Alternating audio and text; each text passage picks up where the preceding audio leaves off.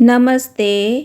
આજની મારી રેસીપી છે દૂધીના કોફતાનું શાક, જે ખૂબ જ પોચા અને ટેસ્ટી બનતું હોય છે. તો એના માટે 250 ગ્રામની દૂધી નાની નાની મેં લઈ લીધી છે. તો એને આ રીતે બે સાઈડ કટિંગ કરી લેવાની છે અને આ રીતે છોલી લેવાનું છે. એકદમ તાજી અને નરમ દૂધી આપણે પસંદ કરવાની છે. તો દૂધીને આપણે છીણી લેવાની છે અને છીણ વધારે અને લોટ ઓછો એ રીતે આપણે લેવાનું છે. તો બંને ભાગ છીણી અને એનું પાણી આપણે કાઢી નાખીશું. તો લગભગ 1 વાડકી જેટલું છીણ તૈયાર થયું છે 250 ગ્રામ દૂધીમાંથી. તો એમાંથી બધું જ પાણી સરસ રીતે આપણે કાઢી લેવાનું છે અને એ પાણીને આપણે ઉપયોગમાં લેવાનું છે.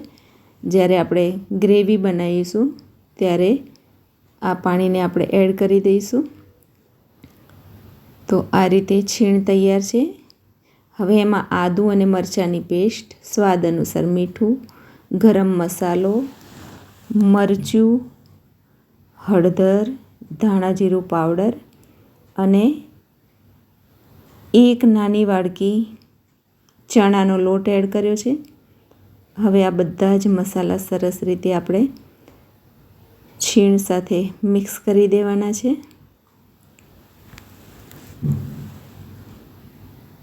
અને નાના નાના બોલ આપણે તૈયાર કરવાના છે કોફતા માટે. હવે બીજી સાઈડ મેં કઢાઈમાં ગરમ તેલ મૂકી દીધું છે. આ રીતે આપણે બોલને એડ કરી દેવાના છે અને હલાવવાની ઉતાવળ નથી કરવાની, કેમ કે જલ્દી હલાવીશું તો છૂટું પણ પડી શકે છે.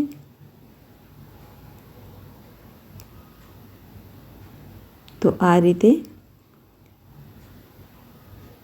સરસ ચડી અને કોફતા તૈયાર થઈ ગયા છે, દૂધીના ભજીયા.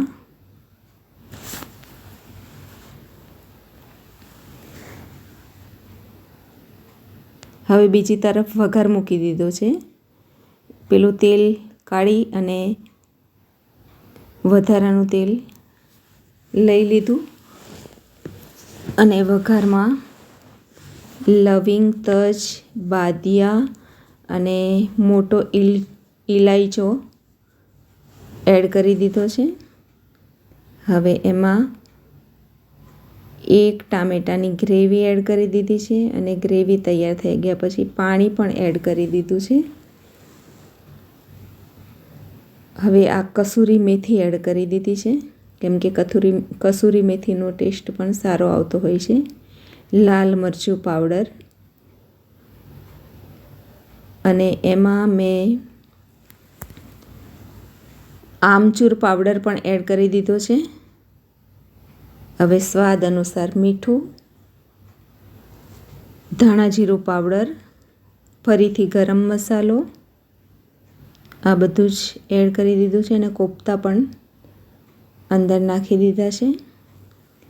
અને આમાં રસો થોડો વધારે રાખવાનો છે, કેમ કે જેમ ઠંડુ પડશે એમ કોફતા બધો જ રસો પી જશે, એટલે કોરું શાક બની જશે. તો ગ્રેવી પાતળી લાગતી હોય તો તમે શેકેલો ચણાનો લોટ પણ એડ કરી શકો છો. તો તૈયાર છે દૂધીના કોફતા. તો તમે પણ આ રીતે બનાવો.